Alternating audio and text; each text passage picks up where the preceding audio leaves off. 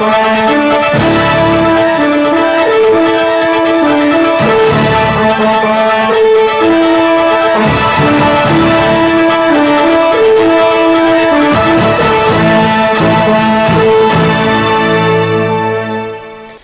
buenas noches amigos, bienvenidos a la emisión estelar del Noticiero Nacional de Televisión con las noticias más importantes de esta jornada. Buenas noches, gracias por su compañía. De inmediato los titulares.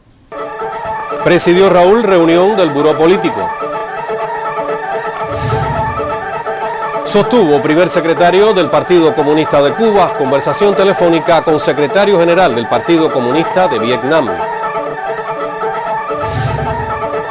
Convocan a cacerolazo nacional en Colombia para exigir mejores condiciones de trabajo, salud y de vida. Ampliamos las noticias. Presidida por su primer secretario, el general de Ejército, Raúl Castro Ruz, este martes se efectuó una reunión del Buró Político para continuar el estudio de los documentos que serán presentados en el 8º Congreso del Partido Comunista de Cuba.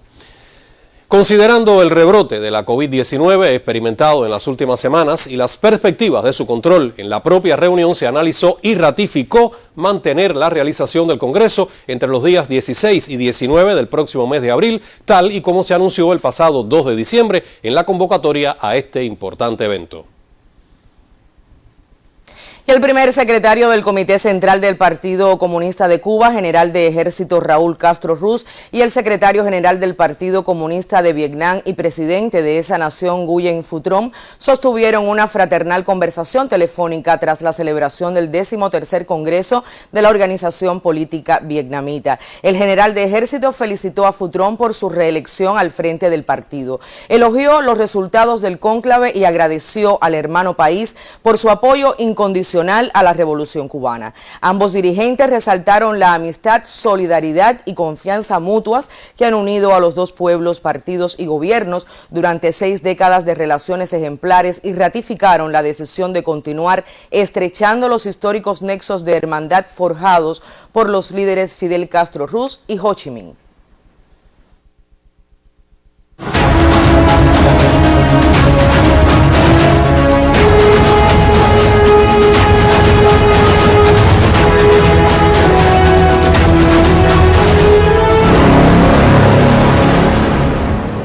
El Consejo de Defensa de La Habana acordó retomar desde este miércoles 10 de febrero el sistema de compras en las tiendas Caribe, Cimex, Caracol, Trimagen, Mercados Industriales e Ideales exclusivamente en el municipio de residencia. En su reunión diaria se analizaron las opiniones de la población acerca de incidentes en las colas de las tiendas en moneda libremente convertible, las demoras en la entrega de los resultados de los PCR, el incumplimiento de medidas de prohibición de ejercicios en la vía pública y el malecón en horario diurno y la exigencia para hacerlas cumplir por los municipios. También analizaron criterios sobre las medidas restrictivas.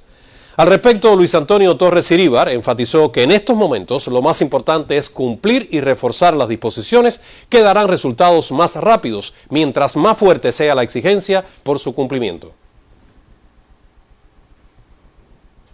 Más de un centenar de viajeros procedentes del exterior podrán permanecer en el centro de aislamiento habilitado en Pinar del Río con el fin de evitar la propagación de la pandemia. Desde este sábado, un equipo médico multidisciplinario recibe a quienes arriban a la provincia y garantiza la atención a los viajeros.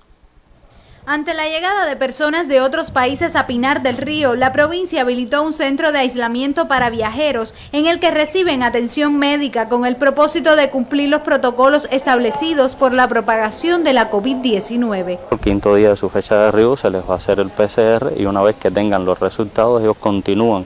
Si el resultado es negativo, continúan en vigilancia epidemiológica en su área de salud. Si el resultado es positivo, entonces pasan a uno de los centros que nosotros tenemos destinados a la atención de los pacientes confirmados. Ubicada en la sede pedagógica de la Universidad Pinareña Hermano Saiz Montes de Oca, la instalación acoge de forma gratuita a las personas procedentes del exterior para la vigilancia y el diagnóstico epidemiológico.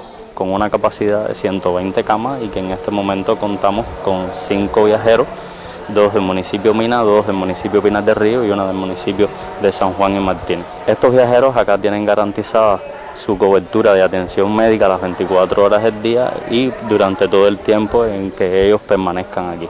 Dada la dispersión de la enfermedad en la nación, la provincia más occidental asume desde el pasado 6 de febrero el aislamiento institucional de viajeros internacionales y vela por su cuidado durante los primeros días de permanencia en el territorio. Desde Pinar del Río, Yoslaine Sánchez Arronte, Sistema Informativo de la Televisión Cubana.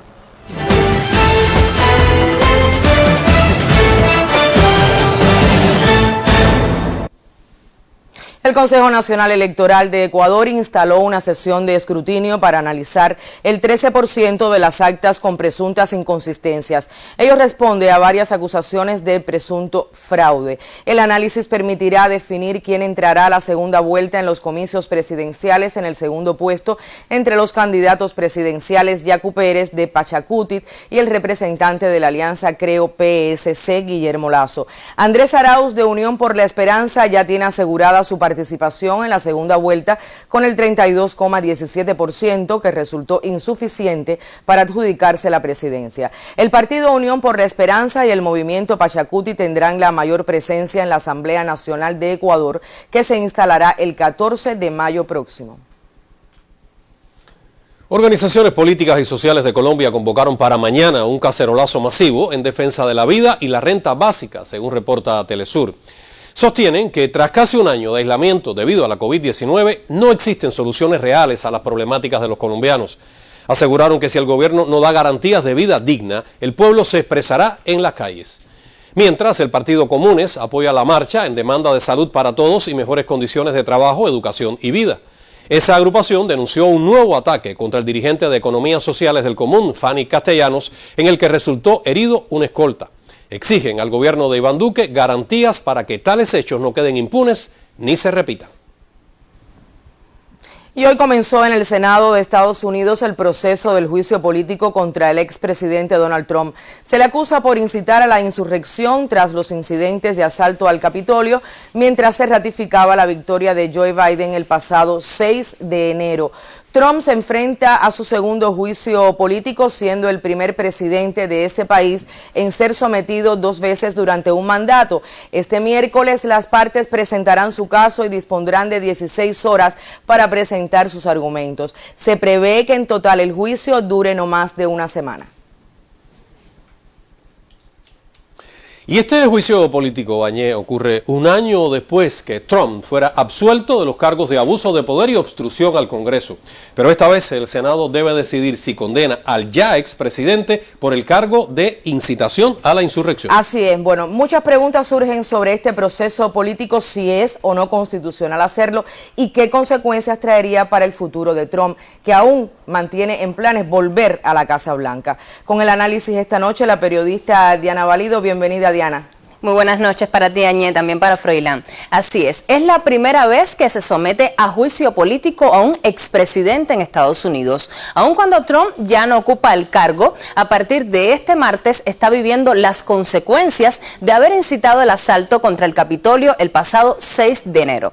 Varias peculiaridades existen en torno a este caso. En primer lugar, Trump enfrenta su segundo impeachment, pero en condiciones diferentes. Una gran parte de los republicanos alega que ya no es necesario tal proceso, pues no hay que destituirlo de un cargo que no ocupa. Sin embargo, los demócratas afirman que el presunto delito, la incitación a la insurrección, se cometió en sus últimos días en el cargo y el procedimiento de impeachment fue aprobado en la Cámara de Representantes antes de que dejara el poder, por lo que defienden la constitucionalidad del proceso. Para los demócratas también es muy importante que se haga justicia sobre este episodio del Capitolio, ya que de lo contrario sentaría un peligroso precedente de impunidad.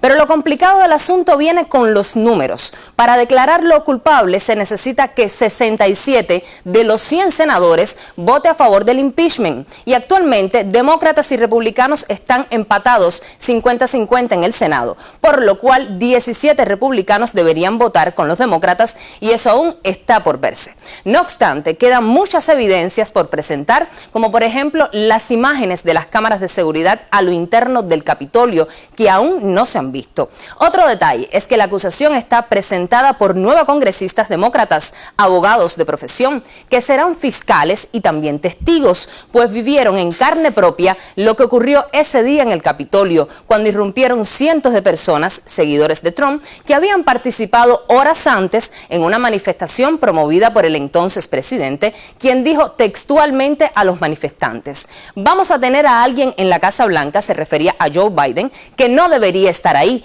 y nuestro país va a ser destruido. Poco tiempo después, las imágenes que se hicieron virales del asalto al Capitolio.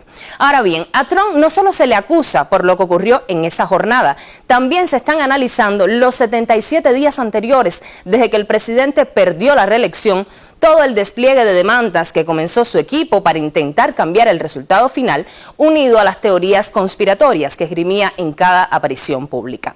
Los demócratas buscan con este segundo impeachment un objetivo mayor: inhabilitarlo de por vida. Para ello necesitan ganar el juicio, lo cual permitiría a los demócratas pasar a una segunda fase de la ejecución de la condena, que es invalidar a Trump para cargos federales. De esta forma lograrían bloquear sus intenciones de presentarse en las próximas elecciones presidenciales. Sin embargo, está por ver si una parte necesaria de los republicanos vota a favor del impeachment. El show político debe durar cerca de una semana y no veremos al principal acusado participando, solo su equipo de defensa. Esperemos que más allá del espectáculo mediático se concrete algún resultado. Así me despido. Buenas noches.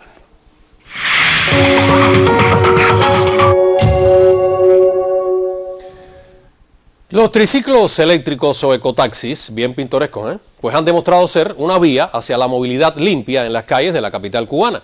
Esos vehículos contribuyen a la disminución de gases de efecto invernadero y contaminantes de la atmósfera. Desde hace 3 meses circulan los triciclos eléctricos por las principales arterias de la ciudad, en 2 rutas entre la terminal de ómnibus y la terminal de los ferrocarriles. Esta es la primera en su tipo que tiene triciclos eléctricos y se escogió la capital de Cuba. Estos triciclos hoy se mueven en 2 rutas en La Habana con 0 emisión. La pequeña flota de 23 vehículos rentados son operadas por emprendedoras mujeres. Tengo una antigüedad de 21 años, porque yo soy chofer profesional de cocotaxi y estamos ahora prestando un servicio aquí en los triciclos. Tengo 3 categorías: auto, moto y guagua. Muy buena la opción que nos han dado nosotros, que estábamos en la casa de ama de casa.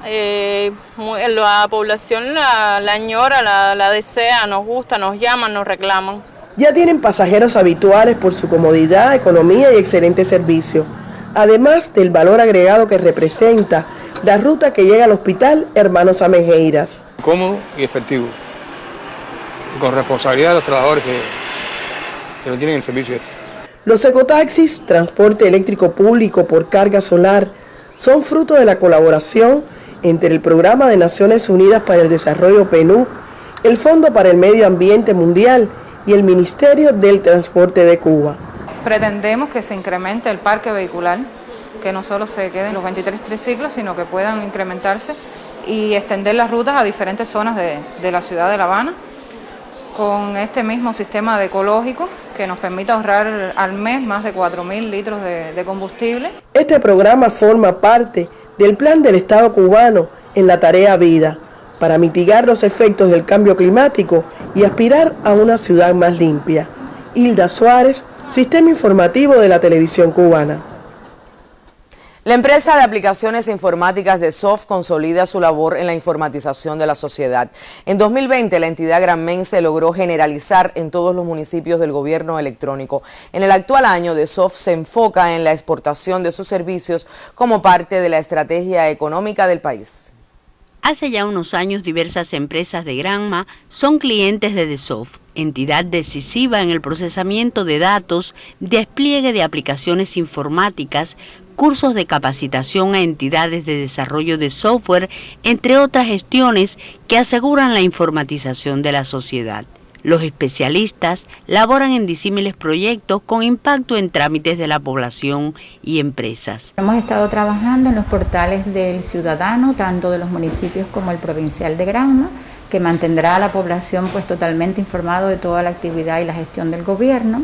Trabajamos también en estos momentos en el sistema de acueducto, que es un sistema que permitirá la facturación y el pago de ella a través de transfer móvil en todos los sistemas que automatizan el proceso de la empresa cárnica de Granma, desde la organización de la producción hasta la automatización de la distribución, así como en el sistema de facturación y comercialización de cemento.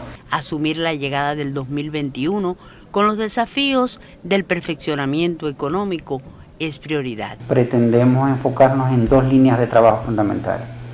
El tema de la informatización de la sociedad, que es nuestra misión, enfocado sobre todo en proyectos que estamos desarrollando aquí desde el territorio, que tienen un alcance nacional. Y la otra línea fundamental que vamos a trabajar tiene que ver con las exportaciones. Ya hoy contamos con un equipo de 5 especialistas nuestros trabajando con un cliente español, desarrollando para un proyecto de gestión bancaria. El colectivo de la Dirección Territorial de DESOF ha sido propuesto para Vanguardia Nacional del Sindicato de las Comunicaciones, la Electrónica y la Informática. La jornada, que se extenderá hasta el 24 de febrero, ya es motivación para afianzar la voluntad de trabajo. Teresa Armesto, Sistema Informativo de la Televisión Cubana.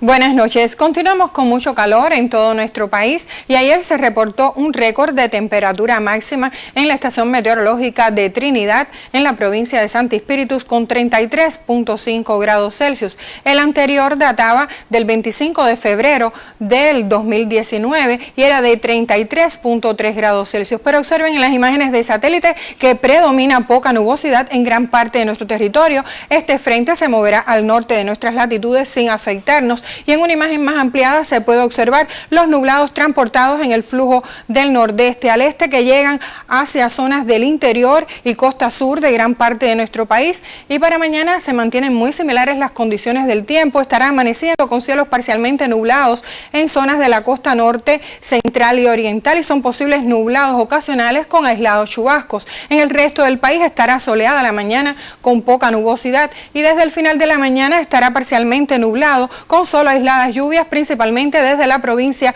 de Matanzas hasta Ciego de Ávila. En el resto del país las lluvias serán más escasas y en la madrugada las temperaturas mínimas estarán entre 19 y 21 grados Celsius, pueden ser superiores en localidades costeras e inferiores hacia zonas del interior de todo nuestro país. Y las máximas por la tarde con mucho calor de 29 y hasta 31 grados Celsius, puede llegar a 32 grados Celsius en la región oriental. Los vientos soplarán de región este en el occidente y del nordeste al este en el resto del país con velocidades entre 10 y 25 kilómetros por hora que llegarán a 30 kilómetros por hora en zonas de la costa norte oriental donde se mantendrán las marejadas. Habrá oleaje desde Cabo Cruz hasta Punta de Maicí y poco oleaje en el resto de nuestras costas. Y para los próximos 3 días se mantiene poca variación en las condiciones del tiempo, solo son posibles aislados chubascos y lluvias y las temperaturas se mantendrán elevadas y con poca variación, máximas de 30 y hasta 32 y 33 grados Celsius en el oriente del país. Esto es todo en cuanto al tiempo, que tengan un feliz día y hasta mañana. También para usted, doctora. Bueno, el mes de enero no fue favorable en cuanto al volumen de precipitaciones en el país. Sobre el comportamiento de las lluvias en el primer mes del año, reflexiona esta noche el máster en ciencias, Argelio Fernández. Buenas noches, Argelio, adelante. Buenas noches. El mes de enero finalizó con un acumulado pluvial nacional de 17 milímetros, con lo cual se alcanzó solamente el 36% del promedio histórico, que es uno de los menores en el año. Como es de suponer, a nivel regional, todos los acumulados fueron desfavorables. El mayor se registró en la región occidental y apenas llegó a la mitad del acumulado histórico, a la vez que el menor se registró en el centro con un pobre 19%. Predominaron notablemente los municipios con acumulados por debajo del rango normal. De ellos se destaca un gran bloque entre las provincias de Villa Clara y Camagüey y otro en el sur de las provincias orientales. En el occidente, la mayor cantidad de municipios agrupados se localiza entre La Habana y Mayabeque, pero la mayor extensión se encuentra desde Viñales hasta Guanajay. En el resto de los municipios el acumulado estuvo dentro del rango normal. Desde el comienzo del periodo seco ha precipitado en el país un muy favorable 166% del promedio histórico para estos 3 meses, aunque el grueso de esta lluvia pertenece solo al mes de noviembre. El mejor comportamiento regional se presenta en el centro del país, donde se ha superado el doble de la media. Los acumulados relativos de la región occidental y la región oriental son muy similares y cercanos al 150%. Aquí sobresalen los municipios con exceso de lluvia, con una gran parte agrupada desde Cienfuegos hasta Santiago de Cuba y otra menor en el extremo occidental del país. Luego se aprecian los territorios donde ha llovido lo esperado y finalmente muy pocos municipios con déficit de lluvia en La Habana y el sur de Artemisa y Mayabeque. Es todo por hoy. Muchas gracias, les reitero el saludo y hasta la próxima semana.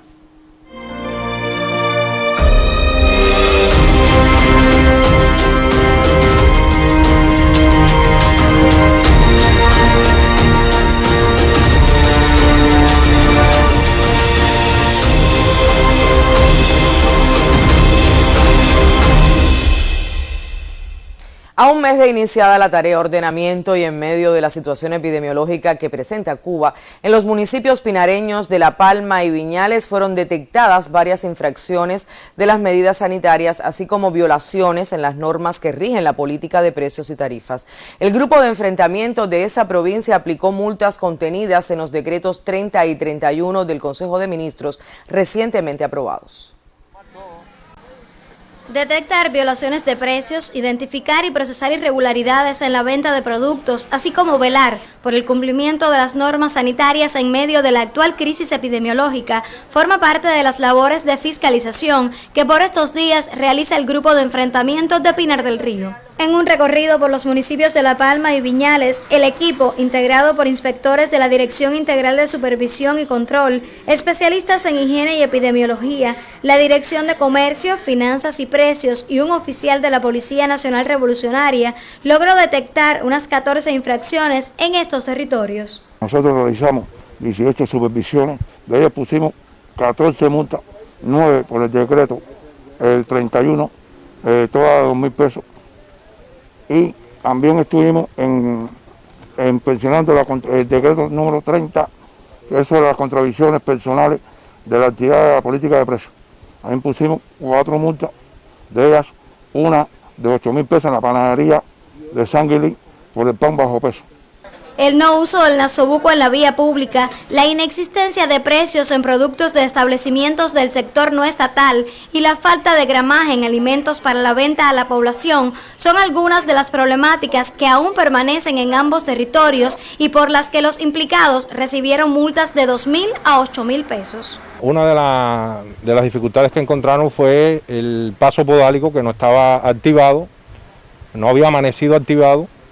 También el cloro, el pomo de cloro no tenía la calidad requerida para este parte de enjuagarse las manitos y demás y desinfectarse, cosa que creo que no debe por qué pasar en un lugar como esto, al cual nosotros le damos servicio a la población.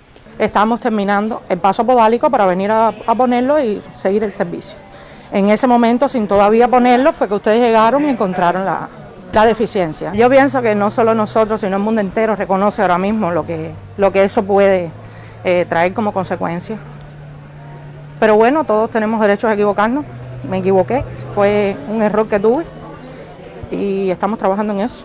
Comprobaciones como estas integran un plan de acción para el enfrentamiento a las ilegalidades vinculadas al incremento de los precios y la calidad de los bienes y servicios que ofertan los sectores estatal y cuenta propista. Se dirige también a la fiscalización del cumplimiento de las medidas sanitarias, buscando un mayor control epidemiológico en la más occidental de las provincias cubanas. Desde Pinar del Río, Roxana Llamazares González, Sistema Informativo de la Televisión Cubana. Muchas son las interrogantes, Añé, que se generan sobre las nuevas disposiciones para el pago salarial a los trabajadores que ante el nuevo escenario epidemiológico pues se ven obligados a interrumpir sus funciones. También para aquellos que resulten positivos a la COVID-19 o deban aislarse por ser contactos de casos confirmados. Froilán, amigos televidentes, la nueva orden ministerial emitida por la titular de Trabajo y Seguridad Social deja claro que lo principal es mantener la producción y los servicios y respaldar a cada trabajador afectado por el virus. Pero Maray Suárez abunda en el tema. Con el rebrote del virus SARS-CoV-2 se hizo urgente que algunas provincias del país regresaran a la fase de transmisión autóctona limitada. El Ministerio de Trabajo y Seguridad Social emitía entonces la Orden Ministerial 65, donde se puntualizaban las nuevas medidas adoptadas para proteger a los trabajadores y al unísono mantener la vitalidad en la producción y los servicios. En estas nuevas medidas se ha decidido, en primer lugar, por una decisión de este grupo temporal, mantener la vitalidad o la actividad productiva y de servicio en todos los sectores de la economía, tanto estatal como no estatal. Para ello, se ha decidido continuar fomentando el trabajo a distancia o teletrabajo en el sector estatal en todas las actividades donde sea posible. Las medidas dejan claro toda disposición indicada para proteger a los trabajadores teniendo en cuenta su especificidad laboral. Los trabajadores que son declarados interruptos, además la madre, el padre o familiar que tenga a su cuidado el menor al que se le haya cerrado la escuela en los lugares donde se ha paralizado el curso escolar, reciben como garantía salarial en el primer mes el 100% del salario básico y a partir del segundo mes el 60%. A diferencia de la primera etapa de enfrentamiento a la pandemia, en esta orden ministerial se garantizan nuevas medidas de pago. En el caso en que el 60% sea inferior a los 1.528 pesos, que es el costo definido para la adquisición de la canasta de bienes y servicios de referencia, en ese caso se le garantiza al trabajador el cobro de esa cantidad de dinero. Una de las mayores inquietudes ha sido el pago a los vulnerables. En esta nueva fase, como se ha mantenido la vitalidad, no se hace referencia a trabajadores vulnerables. Se ha estado llamando por parte del gobierno, por parte de las autoridades de salud, a la responsabilidad individual de las personas, a tratar de cuidarse y cuidar a la familia. Y para ello tenemos que cumplir todas las normas, tanto en nuestra casa como en nuestros centros de trabajo. Mantener la vitalidad en los centros de trabajo es prioridad para desarrollar nuestra economía, de ahí la responsabilidad individual de cada ciudadano. Maray Suárez, Sistema Informativo de la Televisión Cubana.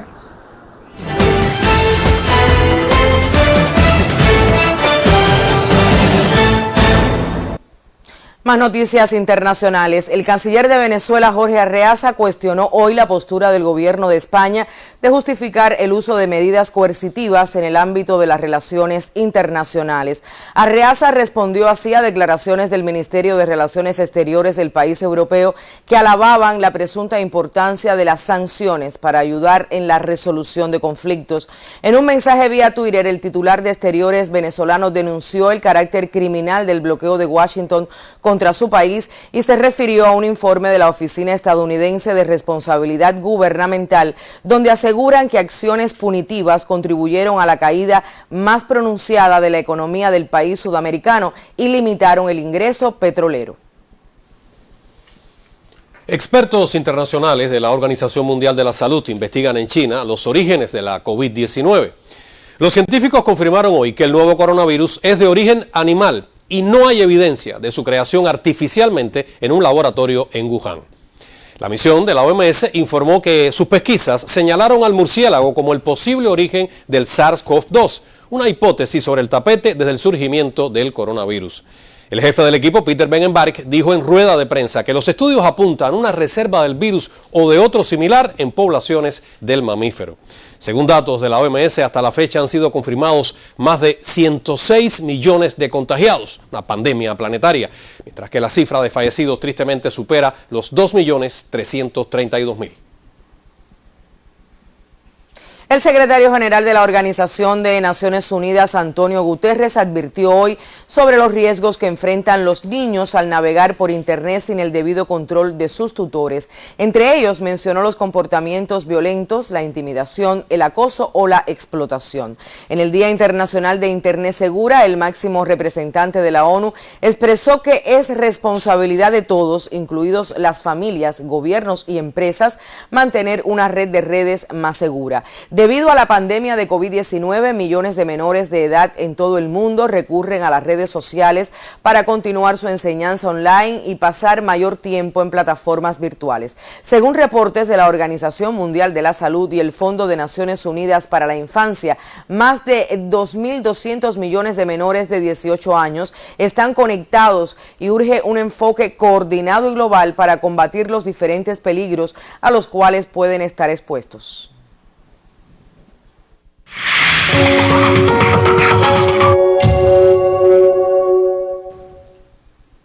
Nuevas medidas para contener la propagación de la COVID-19 fueron adoptadas por el Consejo de Defensa Provincial en Santiago de Cuba debido a la compleja situación epidemiológica del territorio. Rocío López Pardo tiene el informe.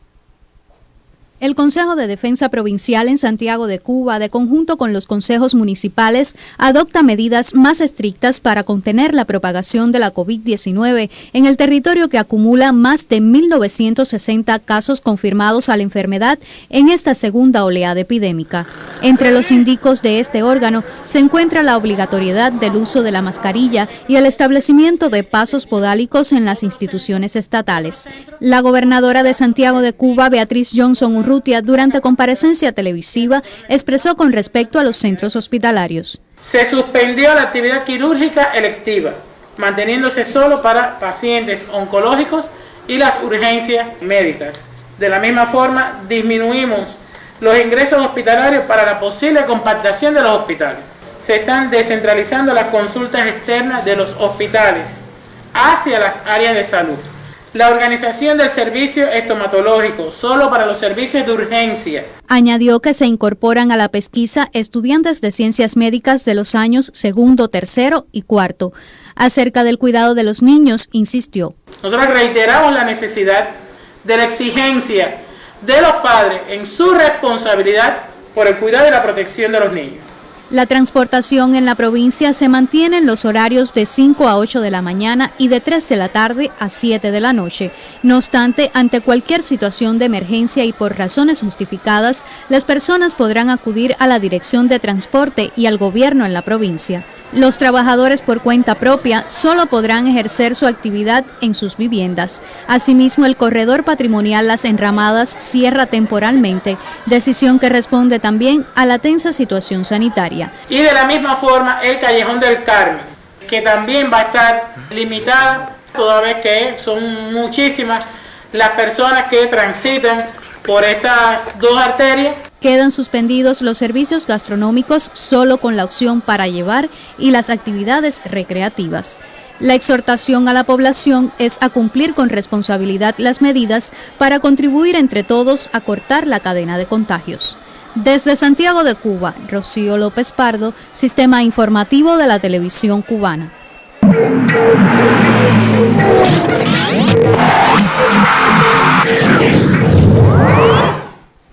Buenas noches, ya comenzamos nuestro segmento deportivo en la emisión estelar.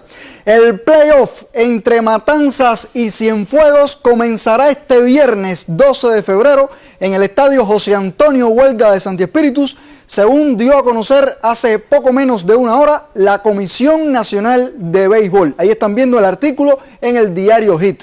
La decisión ha tenido en cuenta que todos los integrantes de ambos equipos resultaron negativos a recientes exámenes para detectar la COVID-19 y a la necesidad de que el equipo Cienfuegos disponga de los días de preparación suficientes para cubrir varias jornadas de aislamiento.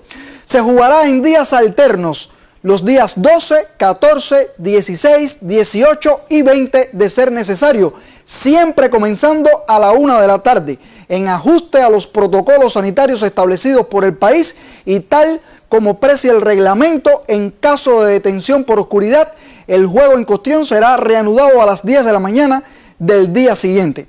La nota precisa también que los peloteros contratados en Japón ya comenzaron a viajar a ese país. Ello responde a las fechas de sus vigentes permisos de entrada a la nación asiática y lo imprescindible de evitar sus vencimientos, teniendo en cuenta las limitaciones impuestas a los procesos de renovación como consecuencia de la pandemia. En tal sentido, damos a conocer, dice la comisión, que las salidas responden a los límites establecidos para los arribos a Japón, lo cual ha sido informado a las direcciones de sus equipos. De acuerdo con el reglamento, entonces, podrán realizar sustituciones. El pitcher de Industriales, Andy Rodríguez, aún pendiente de permiso de entrada a Japón, no será elegible como refuerzo, dado que ese documento pudiera oficializarse en los próximos días. Así que ya saben, la tan esperada noticia, matanzas contra Cienfuegos desde este viernes en el Parque José Antonio Huelga de la capital espirituana. Siguiendo con el béisbol, los Elefantes de la Perla del Sur cumplieron hoy su quinta jornada de entrenamiento en su estadio 5 de septiembre. A pesar de todo lo que han vivido en las últimas semanas, los Elefantes se muestran motivados. El estado de ánimo es muy elevado, con mucha motivación.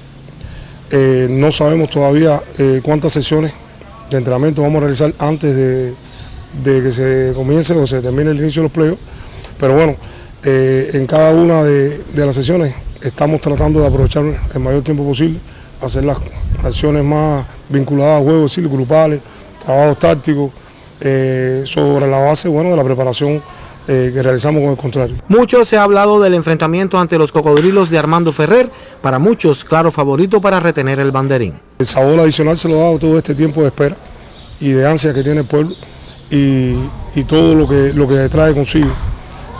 Pensamos que vamos a dar un bonito espectáculo, que es lo fundamental, una vez que ya todos los atletas están en estado saludable, cuerpo, dirección y todo, de ambos equipos, y hacer lo que sabemos hacer, ir al terreno, dar lo que haya que hacer, y por supuesto siempre buscando la victoria a pesar de todas las limitaciones que hemos tenido, que para nada la vamos a poner por medio. Aún 4 atletas y 2 entrenadores se mantienen en fase de recuperación, pero en las próximas jornadas se espera su integración al grupo. Desde Cienfuegos, Carlos Ernesto Chaviano, Sistema Informativo de la Televisión Cubana. Por otra parte, los leñadores de Las Tunas recibieron hoy la buena noticia del alta médica al primer pelotero del equipo que dio positivo a la COVID-19. También le completaron esta mañana todas las pruebas de PCR al conjunto tunero y ahora están a la espera de los resultados del laboratorio, según nos actualiza desde esa provincia el colega Orlando Cruz. En cuanto al panorama epidemiológico de las avispas de Santiago de Cuba, felizmente sigue mejorando. Esta tarde volvimos a dialogar telefónicamente con el doctor Eloy Olivero Serrano, director provincial del Instituto de Medicina del Deporte en Santiago de Cuba, y el galeno nos confirmó que hoy le dieron el alta médica a 11 integrantes más del equipo, que sumadas a las 9 altas de ayer, ya son 20 miembros del conjunto indómito que se encuentran en sus casas bajo vigilancia epidemiológica, como indica el protocolo. De los 17 ingresados que informamos ayer, hoy quedan solamente 6 miembros del equipo en el Hospital Militar Joaquín Castillo Duani, todos con evolución estable y recibiendo los tratamientos indicados para casos positivos de COVID. Además, esta mañana le aplicaron los PCR a los 22 integrantes del plantel que se encuentran en el centro de aislamiento del Hotel Deportivo de la capital santiaguera. Así que muy buenas noticias para las avispas de Santiago de Cuba. Por último, y cambiando de tema, el saltador cubano Juan Miguel Echevarría ganó hoy el meeting de Lievin en Francia, correspondiente al Tour Mundial de Atletismo. El camagüeyano se impuso en esta jornada con registro de 8 metros y 25 centímetros, que resultó su mejor marca en esta temporada bajo techo. Lo más impresionante de la victoria fue que Juan Miguel Echevarría marchaba en el tercer lugar de la competencia con discreto salto de 7.98, después de tener varias dificultades en la entrada a la tabla. Y en su último intento logró marca de 8.25. El otro cubano en esta prueba, Lester Lescay, solo realizó un salto de 7.73 y se retiró del evento. Por cierto, me indica el colega Álvaro Álvarez, aquí lo ven en la foto, que en la parada de hoy hubo récord mundial en pista cubierta en los 1.500 metros femeninos con la etíope Gudaif Segeif, que marcó 3.53.09. Así que siguen las buenas noticias para el atletismo cubano. Hasta aquí el deporte. Buenas noches. También para ti, Pavel, hasta mañana. Los jóvenes que ingresan al llamado del servicio militar activo cumplen con estrictos protocolos sanitarios. En la región militar Habana, la incorporación de los nuevos reclutas es valorada de muy positiva. En el Centro de Preparación Básica de Nuevos Soldados de la Región Militar La Habana se realiza el llamado a los jóvenes que se incorporan al servicio militar activo para su preparación en la defensa de la patria. El cumplimiento del servicio militar es una tarea priorizada en medio de las condiciones sanitarias actuales. Las unidades de la región militar cumplen los protocolos sanitarios y han logrado evitar el contagio y propagación de la enfermedad en sus instalaciones. Nosotros trabajamos en conjunto con el Ministerio de Salud Pública desde que los muchachos son llamados por su comité militar en cada municipio. Ahí ellos realizan primeramente una pesquisa buscando cualquier sintomatología respiratoria. Ya una vez que ellos llegan aquí, nosotros tomamos ciertas medidas encaminadas a prevenir el COVID. Llegan, se les hace pesquisaje, se toman todas las medidas en los pasos podálicos y posteriormente a pasar por la Comisión de Reclutamiento Provincial son llevados a un área donde se les hace los PCR a tiempo real. PCR que tenemos los resultados en 24 horas. Mientras, entonces, mantenemos a todo el personal en aislamiento. Una vez que tengan los resultados y todos sean negativos, comenzamos con la preparación militar. En caso de que tengamos algún caso positivo, entonces los evacuamos hacia el Hospital Militar Dr. Luis Díaz Soto. En el caso de los contactos, los mantenemos en aislamiento, les realizamos un segundo PCR como está establecido en el protocolo de salud pública. Valoramos de positivo el llamado del servicio militar en estos momentos. Si tenemos en cuenta que en medio de la situación epidemiológica que tiene el país, el paso que han dado los jóvenes apoyados por su familia ha sido de forma positiva. Durante esta semana se reciben a los nuevos reclutas que comenzarán su preparación desde el próximo lunes. Pablo Ayala y Mario Herrera, Sistema Informativo de la Televisión Cubana.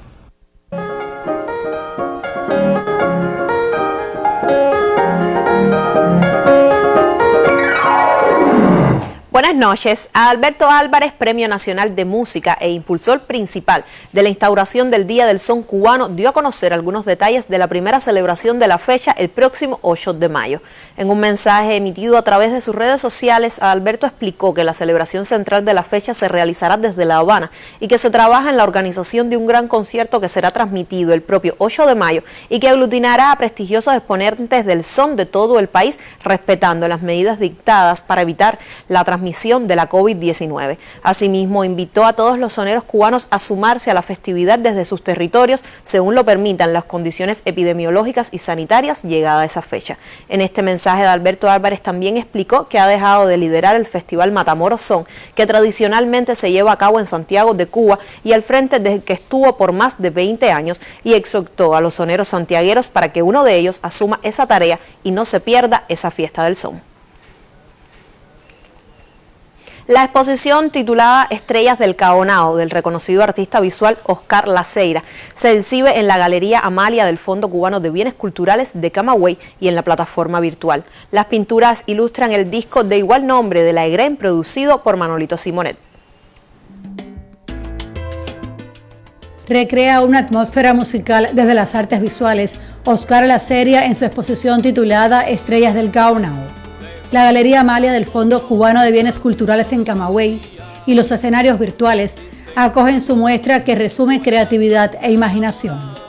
El reconocido creador ilustra con su obra el disco Estrellas del Caonao bajo la producción musical de Manolito Simonet, grabado en los estudios de Legren en la provincia.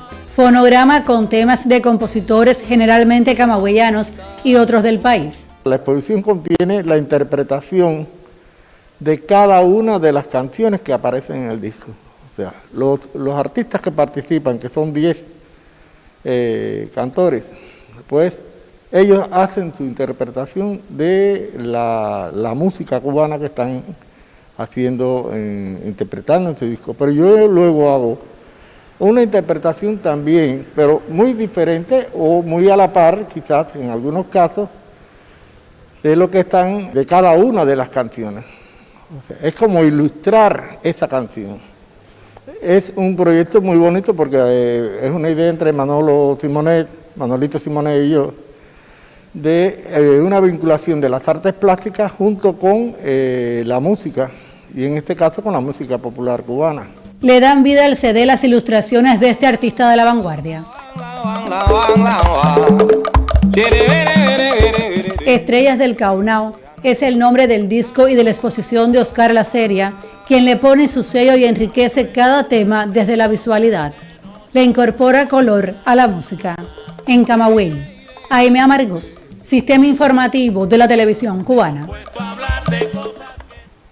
Este martes fue dado a conocer a través del sitio web Cubacine que la segunda edición del taller de alto nivel 6G Habana para autores cubanos se efectuará de manera virtual entre el 2 y el 5 de marzo.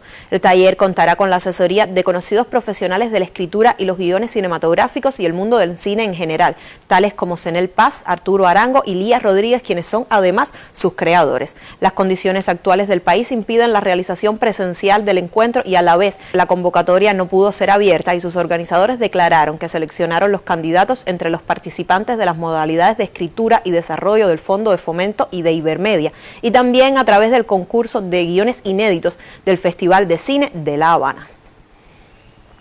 Con esta información me despido. Tenga usted muy buenas noches. También para ti, Liet. Recientemente el Consejo de Ministros aprobó la ampliación del trabajo por cuenta propia, esperado e importante paso para el incremento del empleo, a tono con el ordenamiento monetario del país. El perfeccionamiento de la actividad permite el ejercicio de más de 2.000 ocupaciones y solo se limitan total o parcialmente 124 de ellas. Esta tarde en el programa Mesa Redonda se ofrecieron explicaciones sobre este tema. El viceprimer ministro Alejandro Gil Fernández explicó en la mesa redonda el alcance de las nuevas medidas aprobadas por el Consejo de Ministros para el ejercicio del trabajo por cuenta propia. Se refirió al impacto que el bloqueo ha tenido en el desarrollo de esta actividad y el efecto de la COVID-19 que trajo consigo una contracción económica de manera general y también la suspensión de varias actividades del sector no estatal. No se trata solo, insistió, en cambiar de una lista de 127 actividades permitidas a una de 124 prohibidas. Se trata de un perfeccionamiento más integral. A partir de las opiniones emitidas por la población, el ministro de Economía comentó de manera particular que se mantiene la prohibición de la medicina veterinaria, aunque precisó que hay excepciones. Está emitido recientemente un decreto, es el decreto 20 del año 2020, que establece las contravenciones de la medicina veterinaria. Y en ese decreto se establece, en su artículo 5, inciso V, se establece la prohibición de practicar por cuenta propia la medicina veterinaria. Entonces, en las nuevas actividades, el nuevo diseño del trabajo por cuenta propia, se mantiene esa prohibición, con la excepción o excepto para atender a los animales afectivos. O sea, esa parte específica del trabajo por cuenta propia, la medicina veterinaria para la atención a animales afectivos, se permite en la nueva política del trabajo por cuenta propia y se introducen entonces, se van a introducir las modificaciones que correspondan en las normas jurídicas para que eso quede debidamente respaldado jurídicamente. Marta Elena Feitó, ministra de Trabajo y Seguridad Social, informó que se mantienen todas las actividades que anteriormente estaban aprobadas. Entre las que se adicionan está la de programador de equipos de cómputo. La titular del sector puso algunos ejemplos por secciones de la lista de permitidas, entre ellas las de la enseñanza.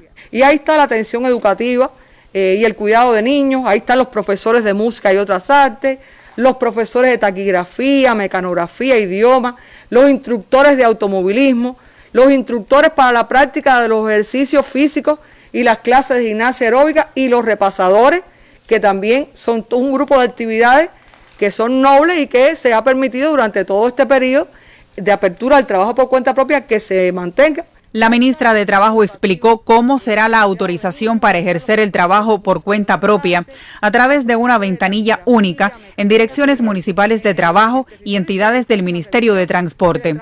Para ello se requiere la presentación de un proyecto, la descripción de las actividades a realizar, el lugar donde se ejercerá, el horario, la licitud de las materias primas a utilizar, entre otros aspectos. Aquí no hay valoraciones, aquí no hay consideraciones, aquí no hay que hay muchos trabajadores de esa actividad o pocos trabajadores de esa actividad. Esto es un trámite que lo que se hace es oficializarlo. Y a partir de la solicitud, si cumple y no viola nada de lo que está establecido, se hace la autorización. Se ratifica la obligación de utilizar materias primas de procedencia lícita a través de los mecanismos de reaprovisionamiento legalmente establecidos en el país. También se mantiene la prohibición de comercializar productos importados, solo se utilizarán en función del servicio que se oferta. Yo tengo un restaurante y quiero traer una vajilla con el nombre, de la imagen que estoy posicionando en mi restaurante, la puedo importar y la tengo ahí. ¿Qué yo no puedo hacer? Yo no puedo ponerme a vender vajillas, yo no puedo ponerme a vender televisores, yo no puedo ponerme a vender split, porque bueno, la venta al por mayor y al por menor en Cuba es una responsabilidad estatal.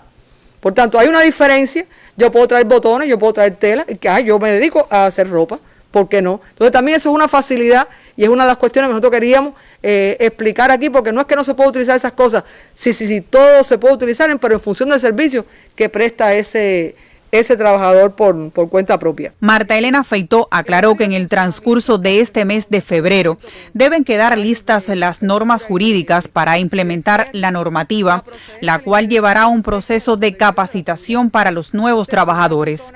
En la mesa redonda, Macy Bolaños Weiss, ministra de Finanzas y Precios, precisó la manera en que se implementará el pago de impuestos en este sector, ajustados al principio de equidad y capacidad económica. Tendrá sus adecuaciones, pero no conlleva un incremento de la carga tributaria. Talía González, Sistema Informativo de la Televisión Cubana. Precisamente a propósito, mañana la revista Buenos Días abordará el perfeccionamiento del trabajo por cuenta propia. En una emisión especial del espacio El Tema de la Semana que conduce el periodista Lázaro Manuel Alonso, se ampliará sobre las características del proceso, las actividades prohibidas, así como el procedimiento para tener la autorización de nuevos proyectos. Comparecerán la viceministra de Trabajo y Seguridad Social, Samira Marín Triana, y la directora de Atención y Control al Trabajo por cuenta propia, Yenisei González Madrazo.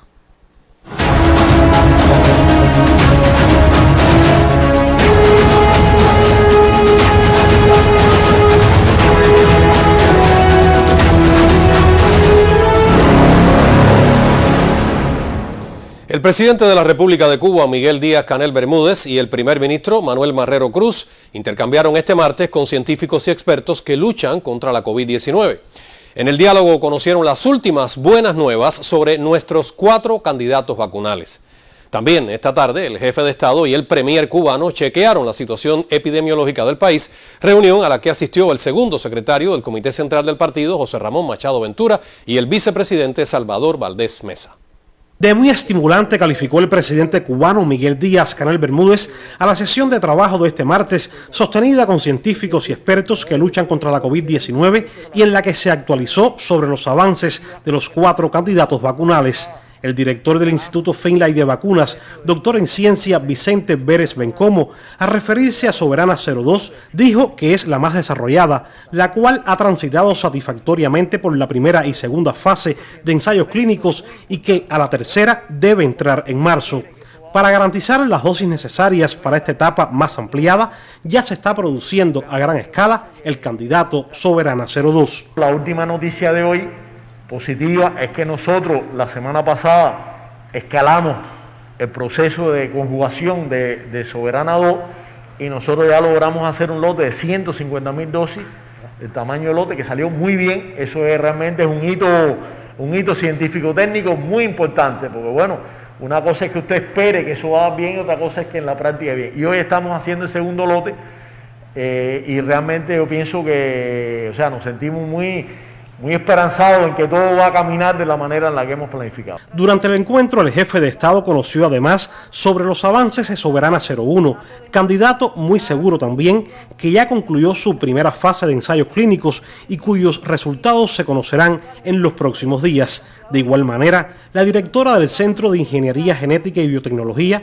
doctora en ciencia Marta Ayala, informó sobre Abdala y Mambisa, los otros 2 prototipos de vacunas cubanas desarrolladas estas por el CIGB.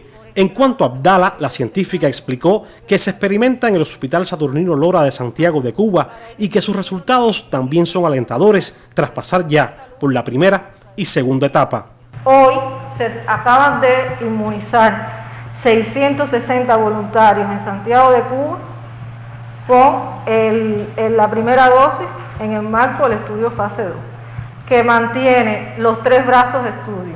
La estrategia que tenemos es ya también para marzo estar planteándonos con datos de inmunogenicidad, inhibición y neutralización hecha por la Defensa Civil, iniciar un fase 3 en Santiago de Cuba, donde también vamos a involucrar al municipio cabecera de Guantánamo.